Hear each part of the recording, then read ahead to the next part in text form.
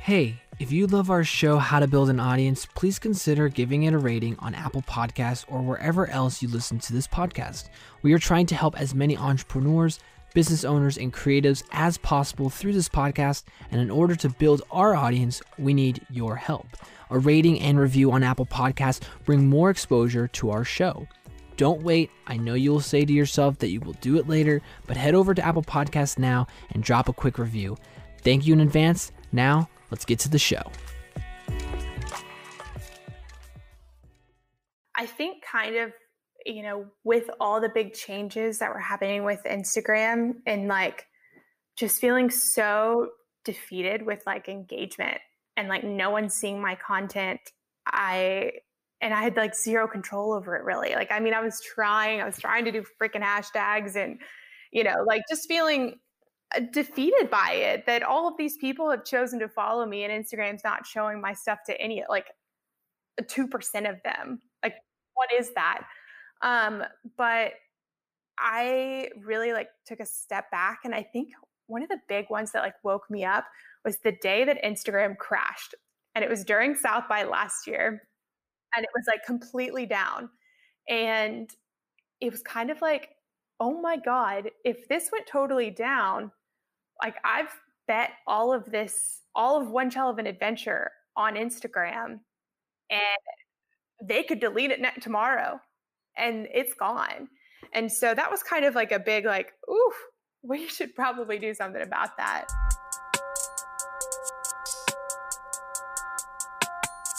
Welcome to How to Build an Audience. We interview the top creatives, marketers, and communicators to help you become an expert at building an audience so you can grow your influence, increase sales, and effectively share your story. This show is brought to you by Gatozi Collective.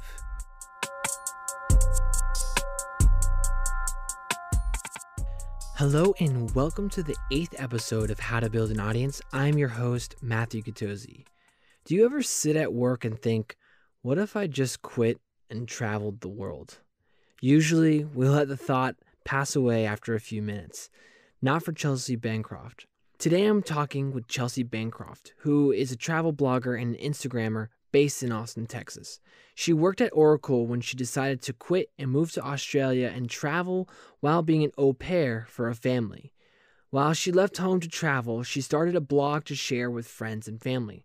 Although her blog was growing and she was living the international life that many dream about, she missed home and wanted to get a job. She moved back to Austin and started working as head of social media with a successful auto dealer in Greater Austin, Roger Beasley Automotive, which has 5 locations. She has helped build their brand online for over 3 years while still running her own personal blog that has shifted to more local Austin content. Chelsea has worked with travel brands like W Hotels, Fairmont Hotels, and Westin Hotels, and brands like Amazon, Outdoor Voices, Bumble, and ESPN. In this episode, we discuss Chelsea's start to blogging and her international travels. We talk about her transition to living back in Austin and finding her new voice. We talk about what she has learned running social media for an automobile dealer. We also discuss how to keep your audience on your website instead of depending on social media platforms. I would love to hear what you think as you're listening to the podcast, so reach out to me, Matthew Gatozi, on LinkedIn or Twitter, and we can talk there. Now, let's talk to Chelsea.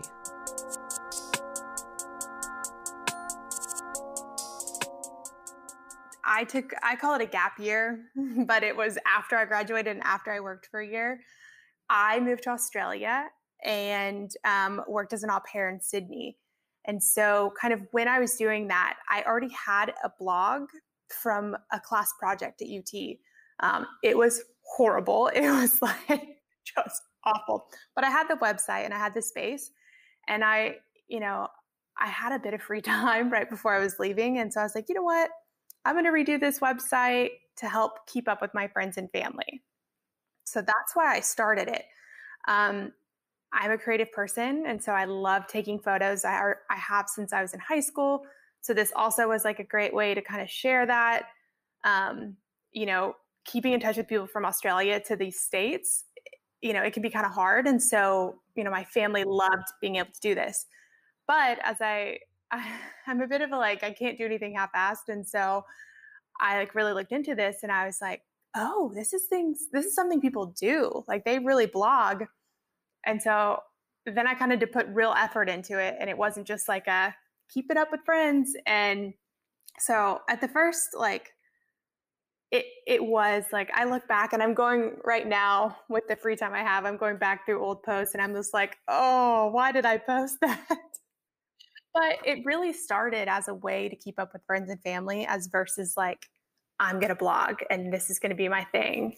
Um, and then the Instagram, I realized when I started realizing people do the blogging for real, I kind of saw that Instagram goes hand in hand. And so I started to try that and slowly but surely started growing. And here we are. Before Chelsea left for Australia and started her blog, she already had a lot of friends and family following her on Instagram. Yeah. So I'd say like so I am unique in that I kind of turned my my personal Instagram into my One Shelvin adventure. So I already had like 1,000 followers that were friends, um, which I think was a huge, huge help to me because I think when you like, especially now that Instagram's so much more established, this was 4 years ago.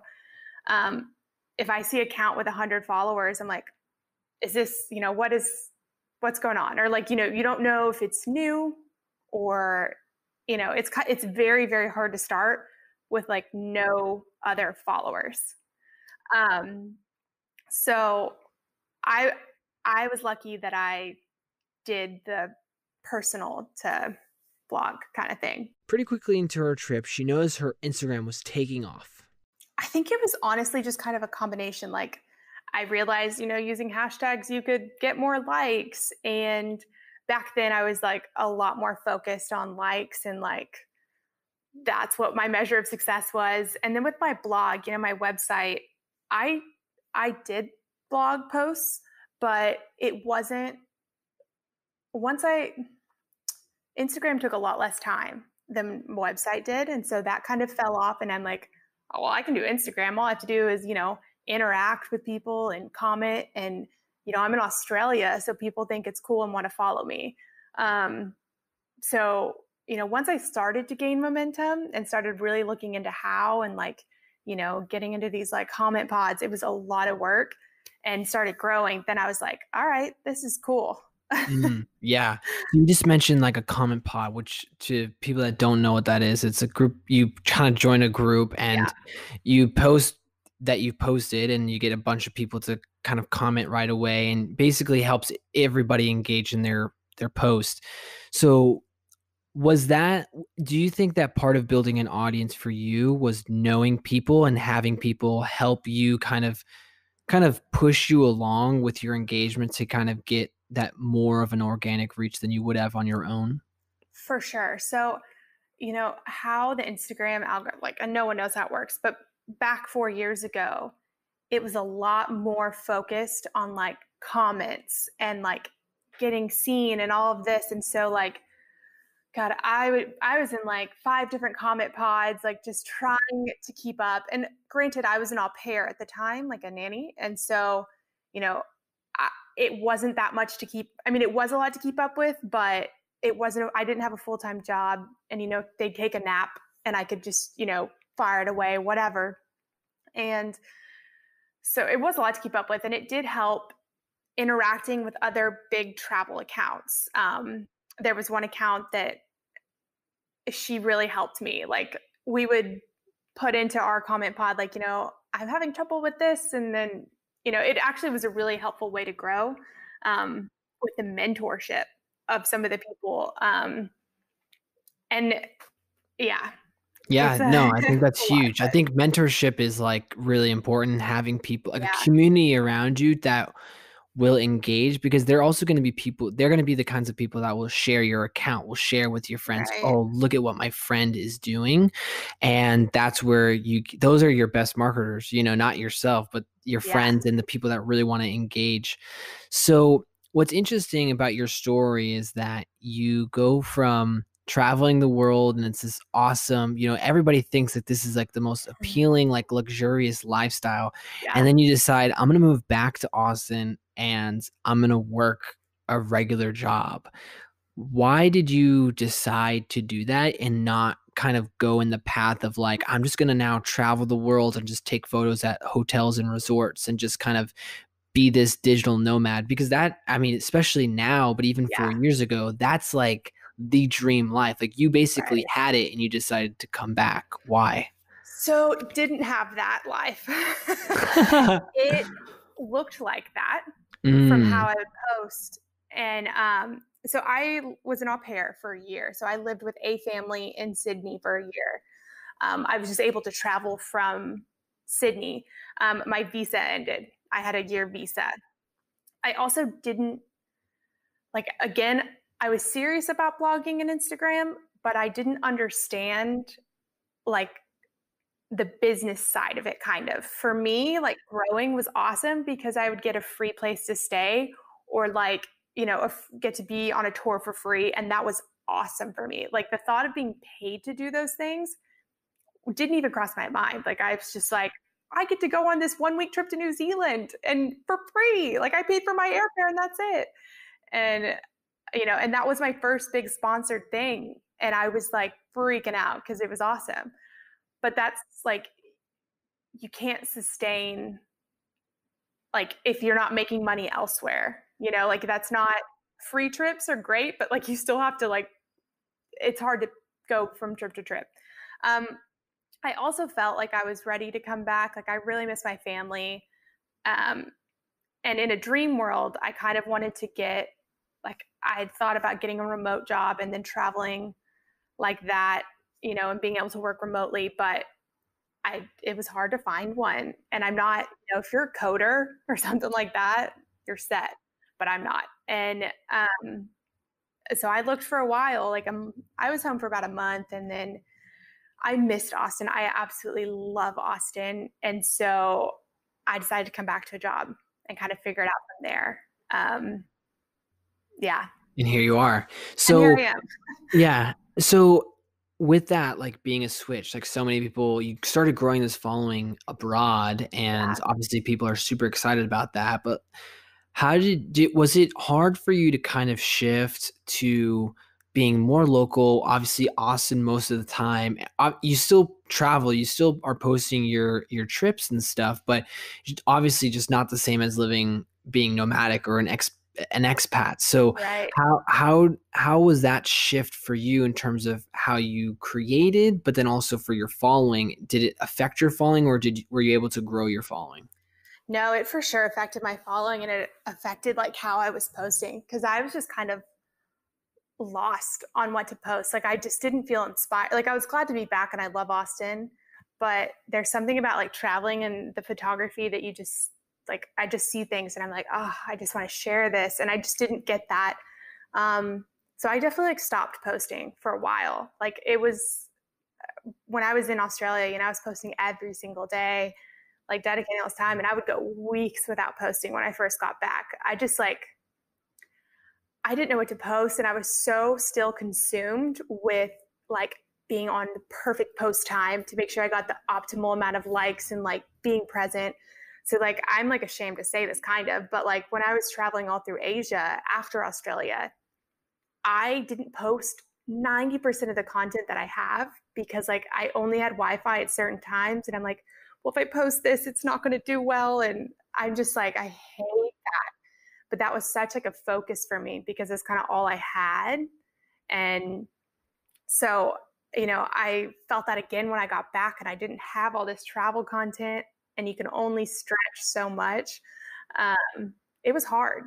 But, once I started getting into the Austin blogger community, I started growing an Austin following, which it makes up a pretty good size of my following now. But it's taken me, 2 years to do that.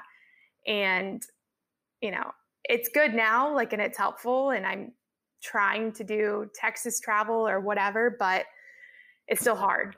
Chelsea started her growth by posting what she loved around her. We all want the tips and tricks, algorithms, and social media platforms, but I wanted to know more about how she thinks beyond a posting time. I mean, it is so hard to not get bogged down with the numbers. And I think, I can still see likes. I know a lot of people have they can't see likes on posts. So it still definitely affects me, but you kind of just have to go into it and be like, I'm sharing this. You have to like believe in your heart that it's like a good post or like it's something you want to share. And I mean, I still find myself stressed about numbers and stuff because, with this algorithm change, my posts when I had like 12,000 followers versus now like 50 something, I get less likes. It's like, what? And How's that possible? I know. And so, part of it, I think I shot myself in the foot with all of those like constant engagement pods.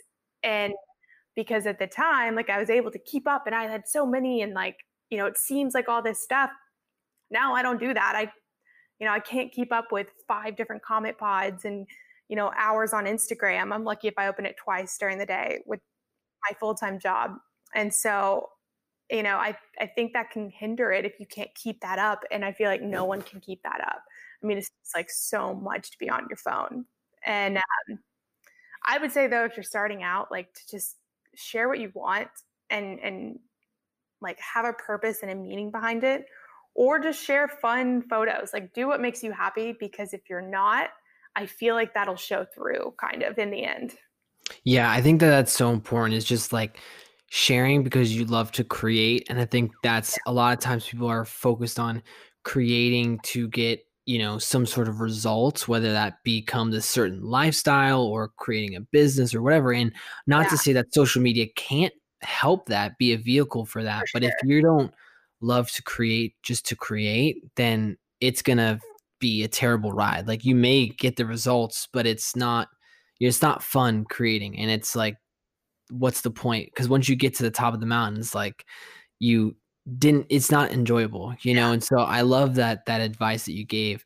So how do you juggle, creating an audience for yourself, your personal brand, while still working for, for a job itself? Like, I think a lot of times people look at wanting to become an influencer and they think, oh, this can be a full-time job. And it could probably be that for you, but Right. you've decided to not. So how do you juggle this creation for yourself and work? Yeah, it is very hard. um, that was probably part of it when I moved back. So I run the accounts for, at the time, it was 8 different dealerships, like 8 different Facebook pages, Twitters, Instagram, doing communications with that. And it was just so much social media that it truly became, it's a chore. It wasn't something fun. And so, like, when you're doing that all day, and then like to come home and do it again and like or trying to do all of the things, it really is tough, like especially my website, my blog took a huge hit when I first started out.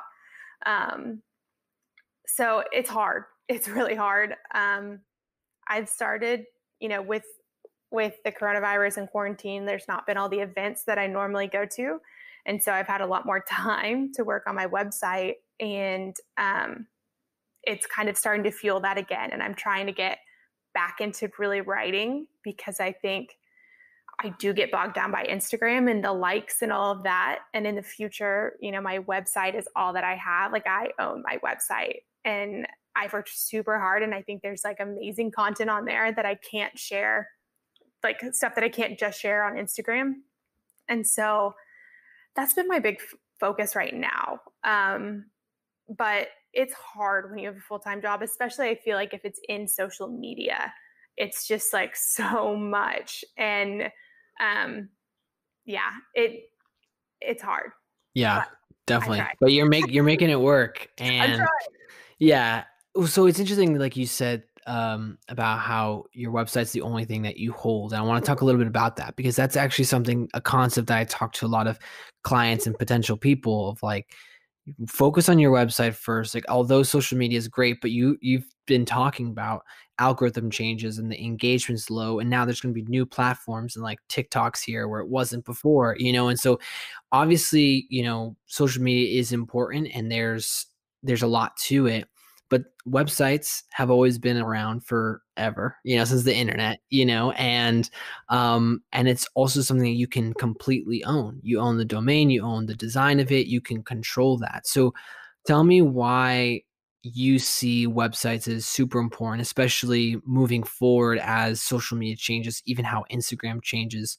How is your website important to you and your audience? But then also, how do you see yourself using your website as the thing that's going to continue to drive and grow your audience in the future after Instagram or any other social media platform? Yeah. I think kind of, with all the big changes that were happening with Instagram and like just feeling so defeated with like engagement and like no one seeing my content, I had like zero control over it really. Like, I mean, I was trying to do freaking hashtags and, like just feeling defeated by it that all of these people have chosen to follow me and Instagram's not showing my stuff to any, like 2% of them. Like, what is that? But I really like took a step back, and I think one of the big ones that like woke me up was the day that Instagram crashed. And it was during South by last year, and it was like completely down. And it was kind of like, oh my God, if this went totally down, like I've bet all of One Shell of an Adventure on Instagram, and they could delete it tomorrow and it's gone. And so that was kind of like a big, like, ooh, we should probably do something about that. And I mean, like you said with TikTok, like your girl's not on TikTok. I have an account. You got to get on it. It's like too fun. it. Oh no, I've watched ones. Okay.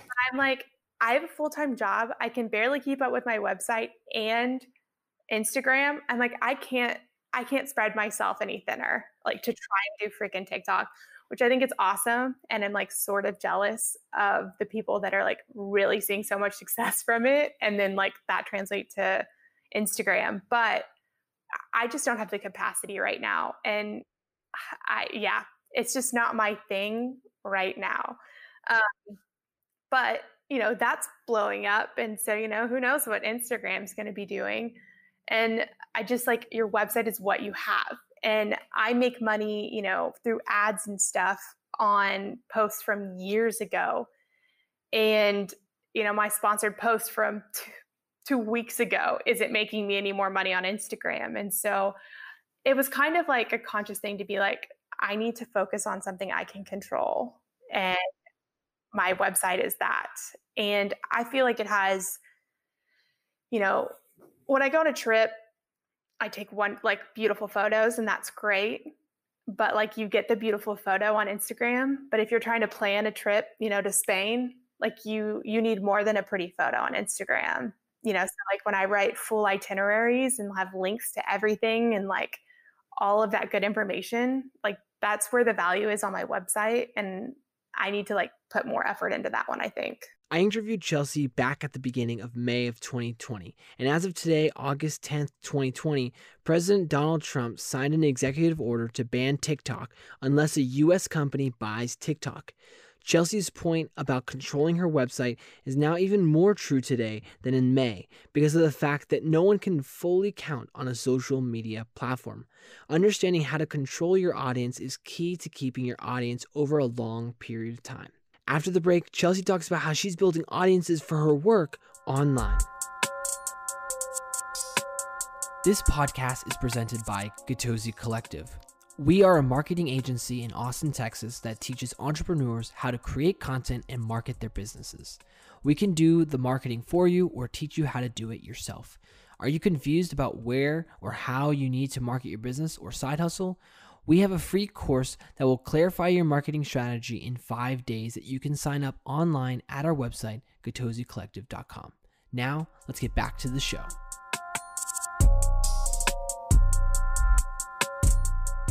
Chelsea runs social media and special partnerships for Roger Beasley's Automotive, which owns 5 dealerships in the greater Austin area. Lifestyle content and cars are pretty different from each other, but I wanted to know what it takes to build an audience in any industry. So I think the challenge, and like, I just kind of not answering your question 100%, but I think the challenge with doing a business Instagram and account, that kind of thing, is that you have to, well, I guess for both, you have to create content people want to see. And I feel like that's harder for businesses. Like, as an automotive dealership, no one wants to follow if you're just posting like the same car like every single day. Like, you got to put, it has to be useful. Like, people are selfish and they want something out of like following you, whether it's, entertainment, information, that kind of thing. And so as a business, it's a hard balance to find, like promotion versus like also being useful and having the information and entertainment for people. So that's definitely something to consider as a business. And you do have to consider that as a blogger, but it's a little bit easier because, like, people sometimes just want to see me in a pretty photo, like in an amazing destination. Whereas like, you have to put a lot more work into making a car dealership grow followers, like it's a little bit harder. Life is very different now than it was for Chelsea when she took her trip to Australia 3 years ago. With the change in her life comes change with what she's posting. What is the future for Chelsea's work? I think I'm going to continue to like really focus on my website. And, I need to be traveling more. It's easy to, like, even if it's in Texas, like, I feel like those are people want to see that. People want to see day trips from Austin and that kind of thing. And I've written that content for other, I wrote something like that for Austin Women Magazine, and then I don't even have it on my own blog. So it's like, there's so many pieces of content that I have in my head and like written in like 10 different lists of like, this would be great. I just haven't. Like, I haven't put in the effort. And I think, being forced not to go to like 100 events a week that I was used to, my schedule was just like nuts, has really made me see like I can make the time to like focus on my blog if I make it a priority. And Instagram as well. Like, I just need to make it a priority. And yeah, I'm trying to think. I think I'm trying to figure out my exact voice right now, since I don't travel as much, but that is my true love. And so I'm still trying to figure that out and kind of figure out what my niche is, like niches. Yeah. Well, I think that's interesting that you say that, because I think as like life changes, right? We go through so many different stages of life. Like, we can't all be the same, young 20-year-old. You were 23 when you traveled, which is awesome. Like, Yeah. that's great. But like, you're like more of an adult. You have like more jobs and you've been working for a long time, and your style and what you want changes. And so you can't keep up with this 23-year-old Chelsea, Yeah. now. It doesn't make sense. And so I think being aware of how your voice and who you are and how you're going to represent that online changes. I think being aware of that is so important, because I think a lot of times people start to force things that they're not, and it's just like, it doesn't connect. But I think what I also liked what you just said was about, you have to make it a priority. I think a lot of times people want to just like create one post and they think, Yeah. this is it. This is going to take off. But it's been like 4 years of you creating. And obviously, you've changed from doing a lot more travel to being more in Austin and like Austin lifestyle. And even now, you're thinking about what that looks like and how that can change. Yeah. And so I think people need to hear and understand that it takes time. So you're somebody that's like, you're getting up early, like to get to work and do all these events. And obviously it's probably a little different now that you don't have hundreds of events, but Yeah. I know that your schedule is like insane. So how much does, just in general, like discipline and consistency, how is that a part of building an audience, especially in the beginning when you're starting out? That is a huge part of it, especially for like Instagram, like consistent posting, like, and I let it slack and it affects like, I don't grow as quickly, not even close, because I'm not consistent with it as much as I was. And when you're starting out, it is super, super important to be consistent and, be dedicated and be able to put the time in. You're right. I get to work very early and leave so I can then go to events. Like I'm gone for 14 hours a day usually. But it has changed right now. But it's hard. Like it's a lot of work. It's not just posting photos and it's not just, writing a couple blog posts. There's a lot that goes into a website that, I'm currently redoing my website and things I wish I'd known, like, SEO and like how you should format your website and all of these things that, had I been doing this 4 years ago, I wouldn't have to go back and redo these posts and they would have had more like history in Google or whatever it is. Still learning, obviously. But I'd go back and look at some of my old posts, like I said, and I'm like, what was I doing? What was the point of that? But yeah, I wish, I'd known that. But I have enjoyed being able to really, during this time, to like really dedicate myself back to my website. And I spend hours and hours and hours a day trying to get this like finished and just like working on posts. And I don't know if it's just me, but blog posts take me for freaking ever. And like, I don't know. I don't know if someone's magical and can do like in a couple hours. Mine are like hours and hours. How do you feel like understanding your why or your mission or even understanding like what you want to share helps not only you just create, but also to build your audience around you, around yourself, around an idea? Yeah. I feel like very, very important because you know how to talk to them. Like, you know who your target audience is. And I think that's where I struggle sometimes because I don't know my exact why or purpose. Like I said, I'm still trying to like kind of figure out where that fits in working full time in Austin and travel and all of the things. But I think that's super important, especially starting out, because you can find those people that are going to really love your content, especially as a business. And I feel like business versus blogger growing social media is very, very different. And as a business, the likes and all of that probably aren't as important, or they're not as important if it's an effective social media strategy. So like for the dealership, I know who our target audience is or what we're wanting to target. And so the posts that we put up don't get that many likes, but it gets clicks. And, we're selling cars on Facebook. And so that is how you can measure that success. But as a blogger, it's kind of hard to know your success. And so, Yeah, it's a little bit more vague in a yeah, way. yeah, And because it's not like, because you're not, unless you're selling a specific product, it's right, kind of like, even with like sponsorship posts, like it's like, yeah, you can't necessarily guarantee like it's going to hit these amount of people and there's this certain amount of clicks that are going to go through, because right, you just don't know. You can have a general idea of, general engagement and stuff. But you're right, like with businesses, there's like a specific sale and process, like conversion that needs to happen. It's either happening or not. So it doesn't matter about the amount, it matters about yeah, the effectiveness, which I think is really important to note. yeah. So, I mean, and like you said before, like I was 23 when I started and I'm 27 now. And so figuring out, like I've grown, I quit my job and became a nanny in Australia. Like it's not something I would probably do right now.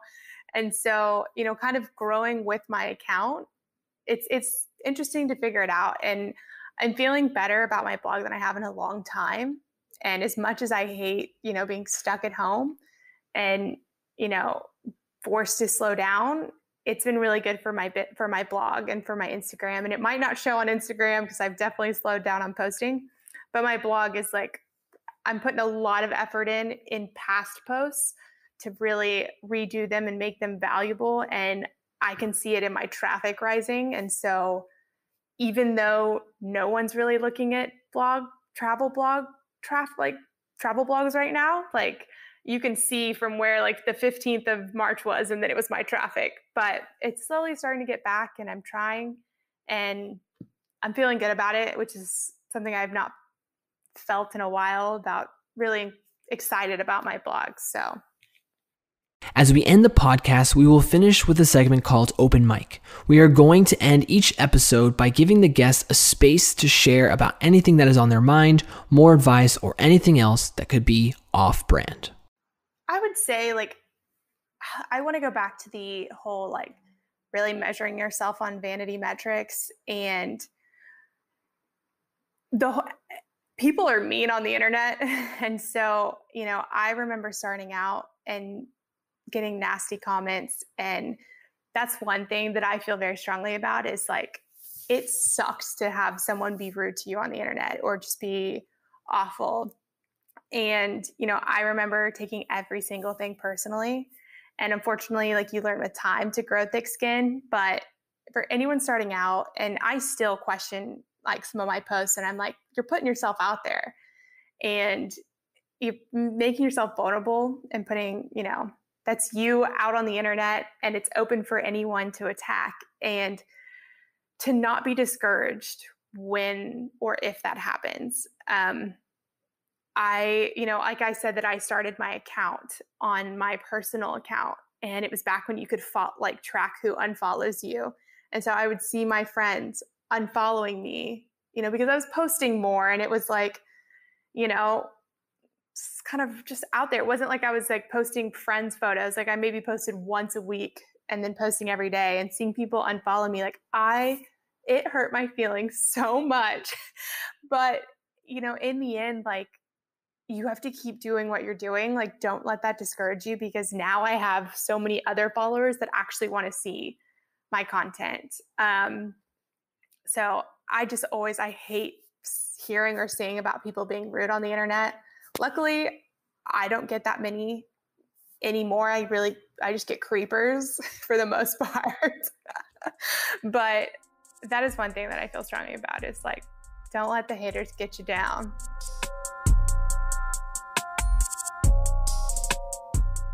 This conversation with Chelsea has taught me the importance of a website and how it can keep your audience no matter what happens to a social media platform. I also admire Chelsea's drive to create content that is useful years from now, as opposed to what might look good at the moment. You can follow Chelsea on Instagram at One Shell of an Adventure, and visit her website at www.oneshellofanadventure.com.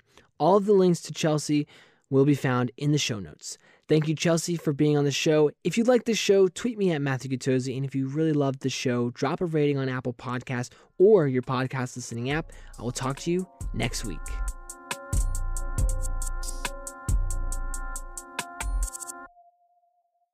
This podcast is presented by Gutozzi Collective. We are a marketing agency in Austin, Texas that teaches entrepreneurs how to create content and market their businesses. We can do the marketing for you or teach you how to do it yourself. Are you in need of a logo? We have a team of creatives to help you with all your marketing and design needs. You can reach out to us by emailing us at hello@gutozzicollective.com or visit us online at our website, gutozzicollective.com. We hope that you enjoyed the show, and we'll see you in the next episode.